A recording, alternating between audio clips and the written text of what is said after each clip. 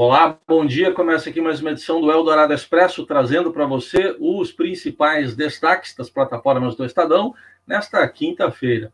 Oi, Carol, bom dia.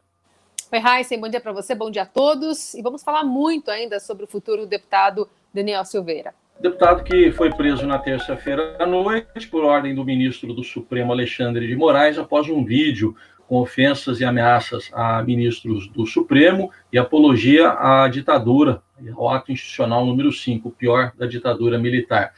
Bom, ontem por 11-0, unanimidade, o Supremo determinou a manutenção da prisão em flagrante do deputado Daniel Silveira, do PSL, e hoje à tarde ele vai passar por uma audiência de custódia com um juiz do gabinete do próprio ministro Alexandre de Moraes para estabelecer os critérios da prisão. A gente acompanha todos os detalhes e também com a repercussão no meio político. Justamente porque o Estadão apurou que o presidente da Casa, da Câmara, Arthur Lira, tentou costurar um acordo com o Supremo, onde Silveira pediria desculpas públicas à corte. Não deu certo. O presidente da Câmara dos Deputados passou o dia ontem ouvindo líderes partidários para sentir o pulso da casa e reagir à prisão do deputado bolsonarista. Como primeiro passo, a mesa diretora da Câmara pediu a abertura de um processo por quebra de decoro contra ele no Conselho de Ética. O órgão, suspenso há quase um ano, será reativado por ordem de Lira, abrindo, portanto, um caminho para a cassação do parlamentar.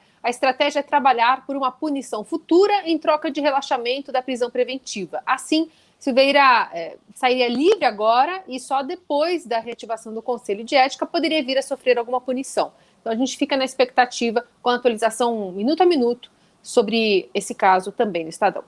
Enquanto isso, tem uma pandemia correndo solta no país e os governadores receberam com desconfiança a promessa do ministro da Saúde, Eduardo Pazuello, de vacinar toda a população brasileira ainda neste ano de 2021. Promessa que ele já havia feito e reiterou numa reunião virtual com os governadores realizada ontem, e o ministro colocou na conta aí das doses, inclusive vacinas que sequer estão aprovadas no Brasil, como a Sputnik e a Covaxin, e ignorou, por exemplo, atrasos na entrega de insumos para a produção de vacinas aqui no Brasil, que por enquanto só autorizou o uso emergencial da Oxford AstraZeneca, pela Fundação Oswaldo Cruz, e a Coronavac pelo Instituto Butantan, em São Paulo.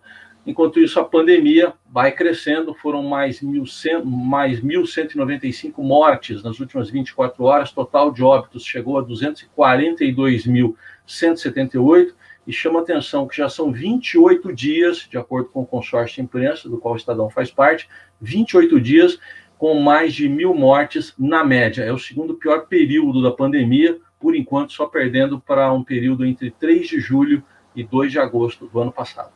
Um conflito entre regras estaduais e municipais faz escolas particulares aqui da capital paulista receberem, a partir desta semana, quantidades diferentes de alunos em aulas presenciais. Algumas passaram a seguir o decreto estadual e aumentaram aí para 70%, os estudantes todos os dias. Outras se mantêm em 35%, como prevê a prefeitura. Tem uma porcentagem maior, é importante para as famílias porque significa mais dias na escola e menos rodízios. O Estadão está acompanhando também essa movimentação. Destaque também para a briga por uma vaga na Libertadores de 2021, está cada vez mais acirrada nessa reta final do Brasileirão.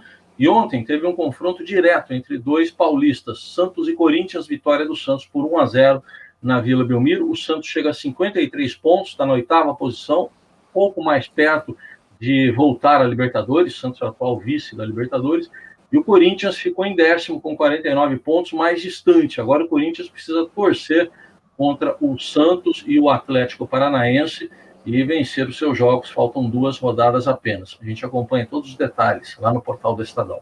E agora a gente conta a saga dos brasileiros para escapar da quarentena cara lá no Reino Unido. A saída encontrada pelos viajantes é um jeitinho, chamado escala prolongada, que acaba passando por outros países. Desde segunda, quem chega ao país vindo de um local da lista vermelha, precisa ficar 10 dias em um hotel designado pelo Estado a um custo mínimo de R$13.000. E pessoas que vieram de países da lista só podem entrar se tiverem direito a essa residência ou nacionalidade britânica ou irlandesa. Essa relação inclui 33 países, e entre eles o Brasil. considerados de alto risco em razão da pandemia. Então, quem chega como turista ao Reino Unido é barrado na entrada, a não ser esses brasileiros que estão encontrando uma via B. Estes e outros assuntos você acompanha nesta quinta nas plataformas do Estadão. Um ótimo dia e até amanhã. Até sexta.